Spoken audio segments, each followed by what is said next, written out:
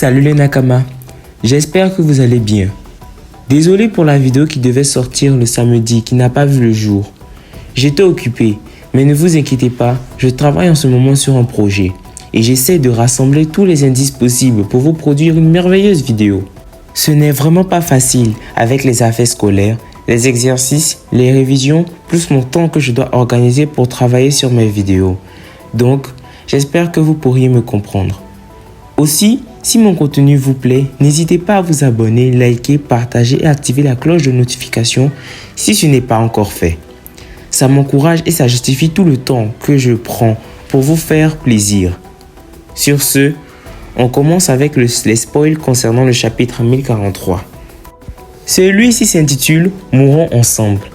Sur la page de couverture, on peut apercevoir Oven arrivant à Whole Island avec le livre de Vinsmoke.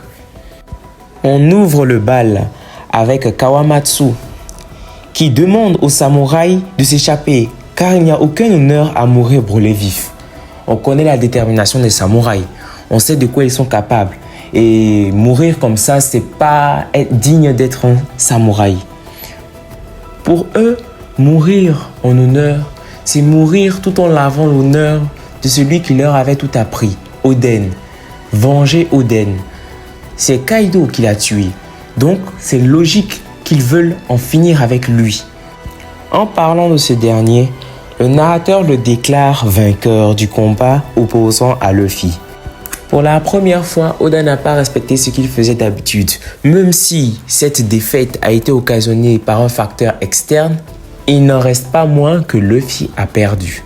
Ce même facteur qui a eu la malchance de venir interrompre le combat opposant à Kaido et Luffy fut terrassé par Kaido.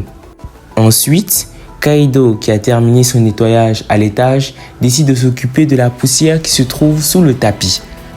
Il arrive ensuite à l'intérieur du château et dit à tout le monde que Luffy est mort. Et dit par la même occasion à Momonosuke d'abandonner. Étant donné qu'il a perdu tous ses alliés, tous ceux sur qui il comptait, il n'y a plus de raison de continuer à se battre. Car Kaido a gagné. Il est sorti victorieux de ce combat.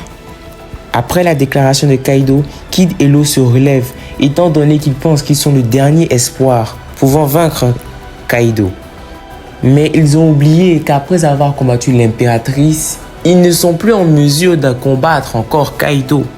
Malheureusement pour eux, leur effort ne servira à rien. Nami, étant sous le choc de la nouvelle, refuse d'y croire et traite Kaido de serpent menteur. Celui-ci décide alors de foncer sur Nami et de l'attaquer. Mais elle est immédiatement sauvée par Marco qui décide de la protéger. Alors s'ensuit un combat entre Kaido et Marco. Après s'être combattu contre les 9 feux rouges, les supernovas, Luffy, Yamato, Luffy, encore Luffy, cette fois-ci il s'attaque à Marco.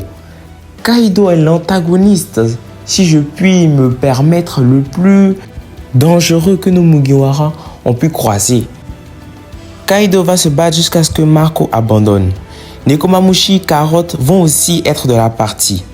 Momo va parler avec Zunisha et Zunisha va lui dire ceci. Les tambours de la libération. Nous écouterons avec attention nos cœurs si nous voulons être libérés de l'oppression. C'est une bonne chose à dire qui m'arrive pendant que je joue du tambour.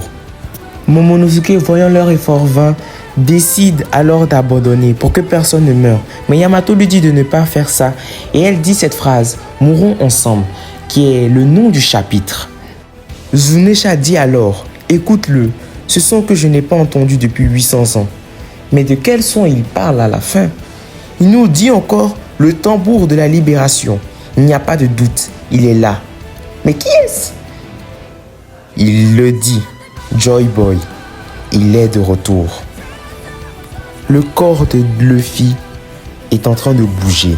Et il se produit une chose que nous n'avons pas imaginée, que nous ne pouvions pas imaginer. Alors, ce phénomène pourrait confirmer une théorie que j'avais dite sans vraiment prêter attention, où je disais que si c'était vraiment le Gomu Gomu no Mi qui était le fruit légendaire dont le Gorosei parlait, alors cela signifierait que ce dernier, en s'éveillant, changerait de fonctionnalité, se modifierait. Mais avant cela, il faut normalement qu'il remplisse des conditions. Mais quelles sont ces conditions? Cette fin de chapitre ouvre beaucoup de mystères, d'intrigues et de théories qui peuvent en ressortir.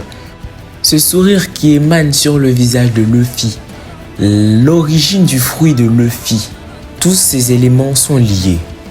Mais ne vous inquiétez pas, j'essayerai de répondre à certains de vos intrigues et mystères dans ma vidéo que je prépare pour vous en ce moment. Donc, si ma vidéo t'a plu, j'espère que tu vas t'abonner, liker et activer la cloche de notification pour ne rater aucune de mes vidéos. Sur ce, on se reverra et porte-toi bien. À la prochaine.